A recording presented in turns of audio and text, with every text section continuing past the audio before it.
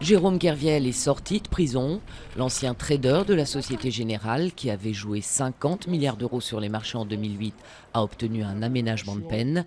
Il va être équipé d'un bracelet électronique. Condamné à 5 ans d'emprisonnement en mars pour avoir causé 4,9 milliards de pertes, Jérôme Kerviel aura passé près de 5 mois en détention. Carmat confirme l'implantation d'un deuxième cœur artificiel, une opération sur un patient du CHU de Nantes évoquée la semaine dernière par plusieurs médias. Le groupe français ajoute que 2 nouveaux patients vont être sélectionnés pour la poursuite de l'essai.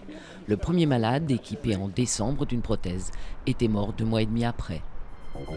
Aucun acte d'enquête ne mentionne un projet d'attentat en France de Mehdi Nemmouche. Le parquet de Paris dément des informations en ce sens de Libération. Selon le quotidien, le tueur présumé du musée juif de Bruxelles s'était vanté devant les ex-otages français en Syrie de vouloir commettre un attentat lors du défilé du 14 juillet.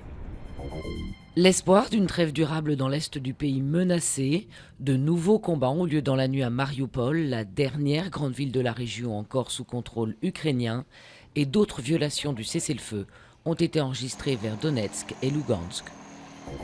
Baptême réussi pour l'Hermione, la réplique de la frégate sur laquelle Lafayette rallia les insurgés américains en 1780 a fait sa première sortie en mer, l'aboutissement d'un chantier titanesque de 17 ans.